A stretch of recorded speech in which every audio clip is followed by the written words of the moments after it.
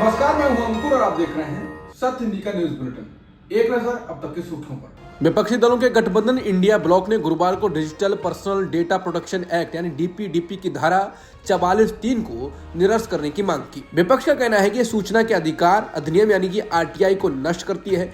India block के 120 से ज्यादा सांसदों ने इस धारा को निरस्त करने की मांग वाले ज्ञापन पर साइन किए। इनमें राहुल गांधी, अखिलेश यादव, जॉन ब्रिटास, टीआर बालू जैसे बड़े नाम शामिल हैं। इसे सूचना एवं प्रौद्योगिकी मंत्री अश्विनी वैष्णव को सौंपा जाएगा। इंडिया ब्लॉक के नेताओं की ज्वाइंट प्रेस कॉन्फ्रेंस में कांग्रेस सांसद गौरव गोगोई ने कहा कि हम सूचना प्रौद्योगिकी मंत्री के सामने इस मुद्दे को उठाएंगे। कांग्रेस नेता गौरव गोगोई ने कहा है कि जो डिजिटल डेटा प्रोटेक्शन एक्ट पास हुआ उसमें एक बहुत ही खतरनाक सेक्शन है, सेक्शन 44(3), जो आरटीआई एक्ट के सेक्शन 81(j) को ही संशोधित कर रहा है। सबसे बड़ी बात यह है कि डेटा प्रोटेक्शन बिल ने आरटीआई एक्ट की धज्जियां उड़ा दी हैं। इसमें कहा गया है कि अगर आरटीआई में ऐसी कोई जानकारी मांगी गई है जिसका जनहित से कोई सरोकार नहीं है तो उसका जवाब देना अनिवार्य नहीं है। जैसे अगर आप जानना चाहते हैं कि बिहार में जो पुल टूट गए थे उनके टेंडर अधिकारियों ने किस कॉन्ट्रैक्टर को दिए थे, तो इस एक्ट के जरिए सूचना और जानकारी का अधिकार साजिशन आपसे छीन लिया गया है। इलेक्ट्रॉनिक्स और सूचना प्रौद्योगिकी मंत्री को हमारा सुझाव है कि सेक्शन 44(3) को डिजिटल डेटा प्रोटेक्शन एक्ट से हटा दिया जाए। हमारे इस पिटीशन पर विपक्षी दलों के करीब 120 नेताओं के हस्ताक्षर हैं। हम जल्द ही इसे मंत्रालय में भेजेंगे।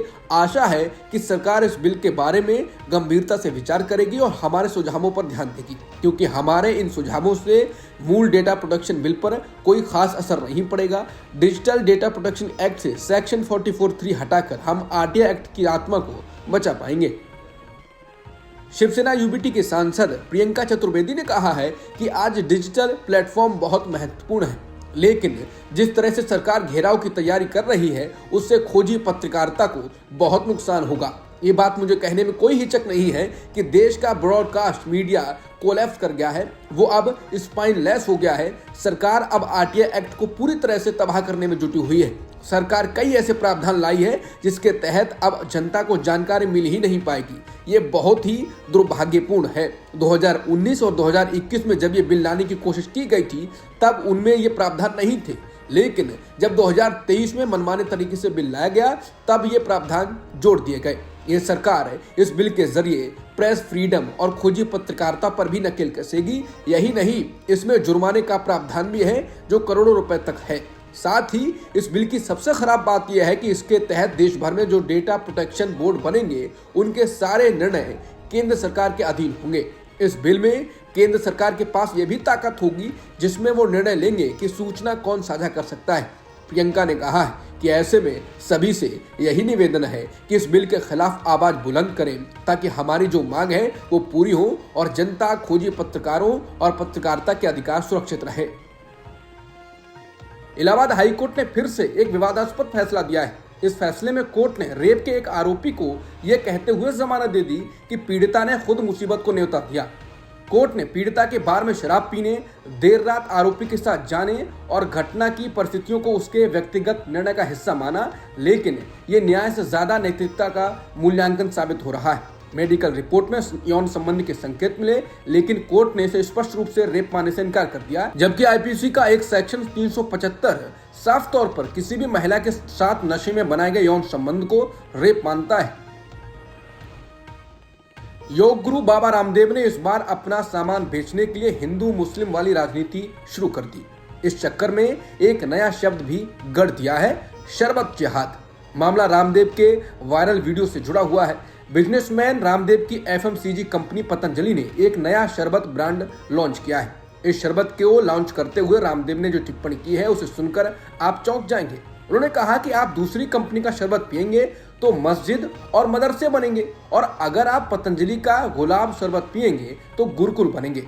इसलिए मैं कहता हूं कि जैसे लव जिहाद और वोट जिहाद चल रहा है वैसे ही शरबत जिहाद भी चल रहा है। रामदेव के इतना कहते ही हंगामा मच गया है।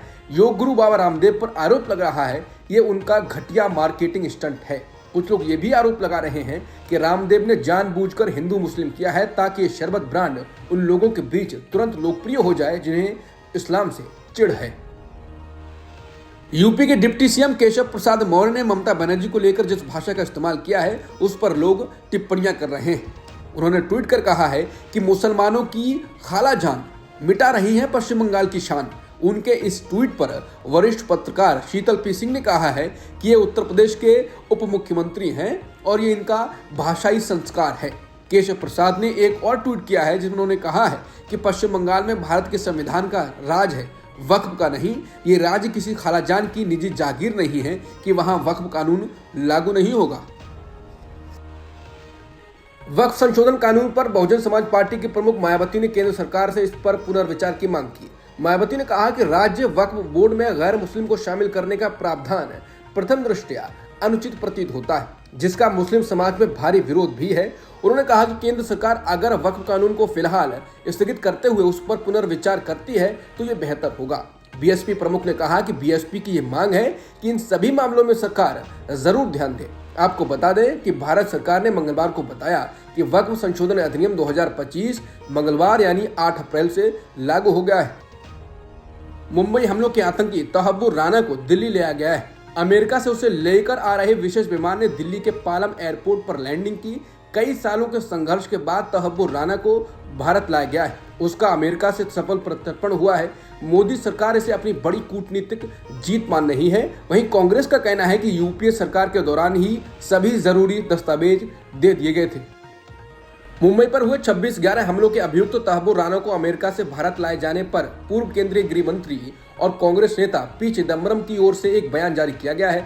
बयान में केंद्र की मोदी सरकार पर तहब्बुर राना के प्रत्यर्पण का श्रेय लेने का आरोप लगाया गया है। बयान में कहा गया है कि मुझे खुशी है कि 26/11 मुंबई आतंकी हमलों के मुख्य आरोपियों में से एक तहब्बुर हुसैन राना को 10 अप्रैल 2025 को भारत प्रत्यर्पित कर दिया गया है, लेकिन पूरी कहानी बतानी जरूरी है।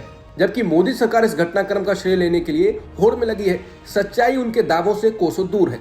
चिदम्बरम ने बयान में कहा, इस दिशा में पहली बड़ी कार्रवाई 11 नवंबर 2009 को हुई। 2014 में सरकार बदलने के बाद भी जो प्रक्रिया चल रही थी वो यूपीए सरकार के समय शुरू हुई, संस्थागत पहल की वजह से जीवित रही। उन्होंने कहा कि फरवरी 2025 में प्रधानमंत्री मोदी और राष्ट्रपति ट्रंप एक प्रेस कॉन्फ्रेंस में खड़े होकर इस पूरे मामले का श्रेय लेने की कोशिश करते नजर आए।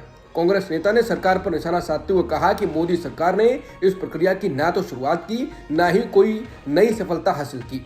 वो केवल उस संस्थागत ढांचे का लाभ उठा रही है जिसे यूपीए सरकार ने वर्षों की मेहनत, समझदारी और राजनयिक दूरदर्शिता से खड़ा किया था।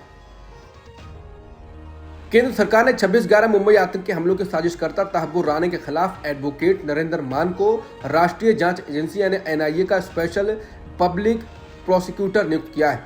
नरेंद्र मान तहब्बुर राना और डेविड कोलमैन हेडली के खिलाफ राष्ट्रीय जांच एजेंसी की ओर से केस लड़ेंगे। केंद्रीय गृह मंत्रालय ने इस नियुक्ति को लेकर गैजेटेड नोटिफिकेशन जारी किया है। नरेंद्र मान की नियुक्ति नोटिफिकेशन जारी होने की तारीख से 3 साल की अवधि के लिए या इस मामले का मुकदमा पूरे होने तक जो भी पहले हो के लिए की गई है। बता दें कि तहब्बुर राना को अमेरिका से भारत प्रत्यर्पित किया जा रहा है। इसके एक दिन पहले बुधवार को गृह मंत्रालय ने यह अधिसूचना जारी की। पाकिस्तान के विदेश मंत्रालय के प्रवक्ता शफकत अली खान ने मुंबई पर हुए 26/11 हमलों के अभियुक्त तहब्बुर राना के प्रत्यर्पण पर प्रतिक्रिया दी। गुरुवार को साप्ताहिक ब्रीफिंग में विदेश मंत्रालय के प्रवक्ता से जब तहब्बुर राना को लेकर सवाल पूछा गया तो उन्होंने कहा कि तहब्बुर राना मामले में हमने उनकी कनाडाई राष्ट्रीयता के संबंध में स्थिति से अवगत करा दिया है। पाकिस्तान विदेश मंत्रालय ने कहा, हमारे रिकॉर्ड बताते हैं कि उन्होंने पिछले 2 दशकों से अपनी पाकिस्तानी मूल के दस्तावेजों के नवीनीकरण के लिए आवेदन भी नहीं किया था। वरिष्ठ भाजपा नेता और पूर्व केंद्रीय मंत्री अश्विनी कुमार चौबे ने गुरुवार को अपनी व्यक्तिगत राय व्यक्त करते हुए कहा कि बिहार के मुख्यमंत्री नीतीश कुमार को उप प्रधानमंत्री बनाया जाना चाहिए। केंद्र में जाने से पहले नीतीश कुमार के मंत्रिमंडल में रह चुके भाजपा नेता ने पत्रकारों से बात करते हुए कहा कि वो जदयू सुप्रीमो को दिवंगत जगजीवन राम के बाद बिहार से दूसरे उप प्रधानमंत्री के रूप में देखना चाहते हैं। डोनाल्ड ट्रंप ने फिर से अपना ट्रंप कार्ड खेल दिया है। बुधवार को एक धमाकेदार ऐलान करते हुए उन्होंने चीन पर टैरिफ को 125% तक बढ़ा दिया। वजह, ट्रंप का कहना है कि चीन ने विश्व बाजारों को ठेंगा दिखाया है। लेकिन रुकिए, कहानी में ट्विस्ट अभी बाकी है। 75 से ज्यादा देशों को ट्रंप ने 90 दिन की छूट दे दी है और सिर्फ 10% टैरिफ ही लगाने की बात कही है। इन 75 देशों में वो देश शामिल हैं जिन्होंने ट्रंप के हालिया टैरिफ पर जवाबी टैरिफ की घोषणा नहीं की है। तो क्या ये वैश्विक व्यापार का नया खेल है? भारत के लिए क्या मायने रखता है ये सब? चीन के विदेश मंत्रालय की प्रवक्ता माओ निंग ने सोशल मीडिया पर कहा है कि चीन पीछे नहीं हटेगा। उन्होंने कोरिया युद्ध के दौरान चीनी कम्युनिस्ट पार्टी की पूर्व नेता माओ से तुंग का एक पुराना वीडियो पोस्ट किया। इस वीडियो में माओ अमेरिका से कह रहे हैं कि चाहे युद्ध कितना भी लंबा क्यों ना चले, हम कभी झुकेंगे नहीं। वीडियो शेयर करते हुए माओ निंग ने लिखा, हम चीनी हैं, हम उकसावे से नहीं डरते, हम पीछे नहीं हटेंगे।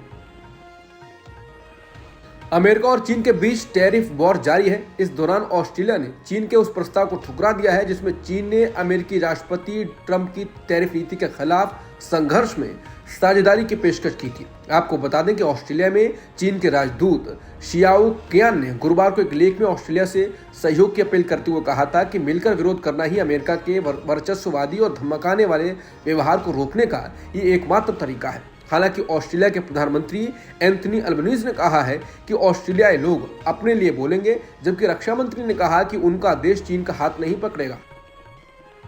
यूक्रेन के राष्ट्रपति वोलोदिमीर जेलेंस्की के दावे के बाद चीनी विदेश मंत्रालय के प्रवक्ता लिन जियान ने प्रतिक्रिया दी है। वोलोदिमीर जेलेंस्की ने बुधवार को दावा किया कि कम से कम 155 चीनी नागरिक युद्ध में यूक्रेन के खिलाफ रूस के लिए लड़ रहे हैं। न्यूज एजेंसी रॉयटर्स के मुताबिक यूक्रेन के इस दावे के बाद चीन ने गुरुवार को प्रतिक्रिया देते हुए इसे गैर जिम्मेदाराना टिप्पणी बताया। विदेश मंत्रालय के प्रवक्ता लिन जियान ने कहा कि मैं दोहराना चाहता हूं कि चीन यूक्रेन में संघर्ष के लिए सूत्रधार नहीं है और न ही चीन किसी पक्ष के साथ हिस्सा ले रहा है। हम इस संकट के शांतिपूर्ण समाधान के दृढ़ समर्थक हैं। उन्होंने जेलेंस्की या किसी अन्य अधिकारी का नाम लिए बिना कहा, हम संबंधित पक्षों से आग्रह करते हैं कि वो चीन की भूमिका को सही ढंग से और गंभीरता से समझें और गैर जिम्मेदाराना टिप्पणियां जारी न करें। चेन्नई सुपर किंग्स के कप्तान ऋतुराज गायकवाड़ चोट के कारण आईपीएल से बाहर हो गए हैं। अब उनकी जगह चेन्नई के पूर्व कप्तान महेंद्र सिंह धोनी कप्तानी करेंगे। न्यूज एजेंसी एनआई और पीटीआई के मुताबिक गायकवाड़ कोहनी में फ्रैक्चर के चलते पूरे टूर्नामेंट से बाहर हो गए हैं। चेन्नई के बाकी मैचों में एमएस धोनी कप्तानी की कमान संभालेंगे। चेन्नई सुपर किंग्स के कोच स्टीफन फ्लेमिंग ने गुरुवार को इसकी पुष्टि की।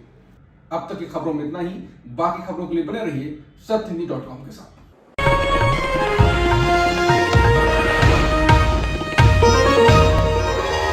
Copyright disclaimer under Section 107 of the Copyright Act 1976. Allowance is made for fair use for purposes such as criticism, comment, news reporting, scholarship, and research. Fair use is a use permitted by copyright statute that might otherwise be infringing.